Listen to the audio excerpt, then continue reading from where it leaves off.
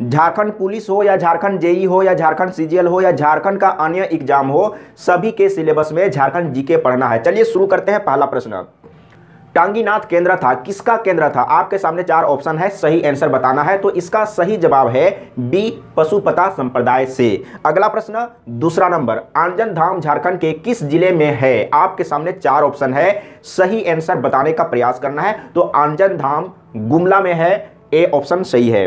अगला प्रश्न, तीसरा नंबर, देवघर स्थित प्रसिद्ध शिव मंदिर का निर्माण किस शासक द्वारा करवाया गया?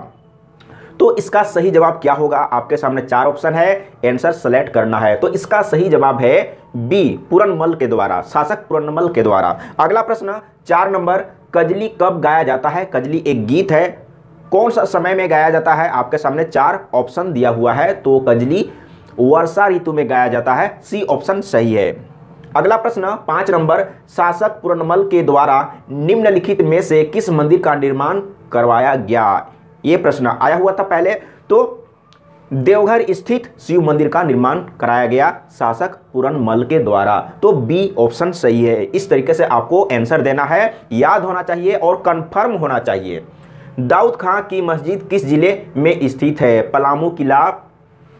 पलामू किला में जब वो जीत हासिल किया था, कब्जा किया था, तो उस समय दाऊद खां एक मस्जिद बनाया था, तो वो लातेहार जिला में है, यानी कि पलामू किला लातेहार जिला में है और दाऊद खां का मस्जिद लातेहार जिला में है। तो ए ऑप्शन सही है। अगला प्रश्न, 7 नंबर, नवरत्नगढ़ का निर्माण नागवंशी राजा दुर्जनशाला ने कहां करवाया था? इसी तरह का प्रश्न एग्जाम में आता है और आज का जितना भी प्रश्न है ना, वो कहीं ना कहीं एग्जाम में बहुत बार रिपीट किया हुआ है।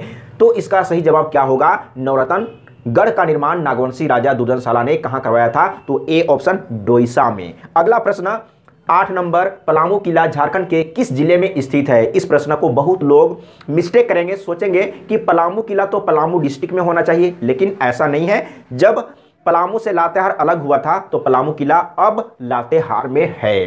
तो लातेहार बी ऑप्शन सही है और औरंगा नदी के तट पर है। अगला प्रश्न, 9 नंबर, चक्रधरपुर की रजवाड़ी स्थित है, इसका सही आंसर बताइए। आपके सामने 4 ऑप्शन है, फटाफट पढ़ना है और सटीक आंसर देना होगा एग्जाम में। तो इसका सही जवाब है चक्रधरपुर की रजवाड़ी कहां स्थित है?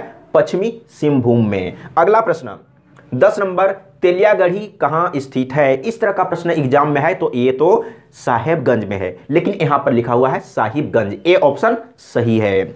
अगला प्रश्न, 11 नंबर, छिन्नमस्तिका मंदिर स्थित है, ये रामगढ़ जिला में है, रजरप्पा में है और दामोदर और भैरवी नदी के संगम पर है। इस तरीके से पढ़िए, कभी मिस्टेक नहीं होगा।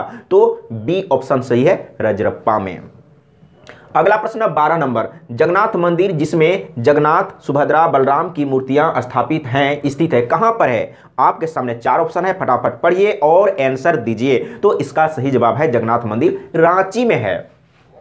अगला प्रश्न 12 नंबर, अच्छा अगला प्रश्न 13 नंबर, कौलेश्वरी मंदिर स्थित है, कौलेश्वरी मंदिर कहां पर है? तो कौलेश्वरी मंदिर चतरा डिस्ट्रिक्ट में है, चतरा जिला में है, ए ऑप्शन सही है। अगला प्रश्न 14 नंबर, जादोपटिया चित्रकारी किस जनजाति में विशेष लोकप्रिय है? ये जो प्रश्न है ना, वेरी इंपॉर्टेंट प्रश्न है और आपको ज्यादा नहीं 3 चित्रकारी आप याद रखिएगा। पहला हो गया जादोपटिया, संथाल जनजाति में, तो ए ऑप्शन सही है। इसी तरह का प्रश्न एग्जाम में आएगा, जादोपटिया, संथाल जनजाति आप याद रखिएगा और ये भी चित्रकारी है, इसको भी आप याद करिएगा। स्त्री पुरुष संबंध से संबंधित चित्रकारी है, स्त्री और पुरुष से संबंधित चित्रकारी इसमें से कौन सा है? तो इसका सही जवाब क्या होगा? जादोपटिया तो नहीं होगा और इसका सही जवाब है कोहबर। कोह का मतलब होता है गुफा और बर का मतलब वर वधू, यानी कि गुफा में वर वधू। तो स्त्री और पुरुष से संबंध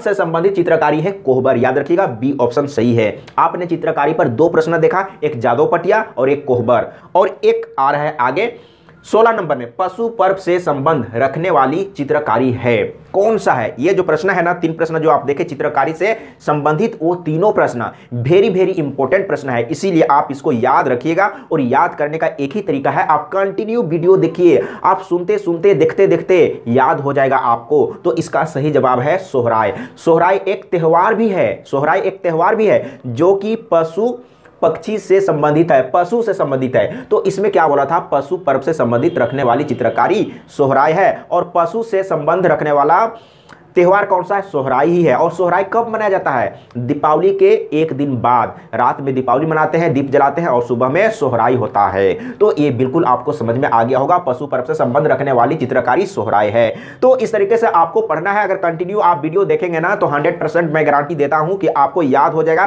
कोई कंफ्यूजन नहीं रहेगा। तो इसीलिए मैं कहूंगा कंटिन्यू वीडियो देखते रहिए।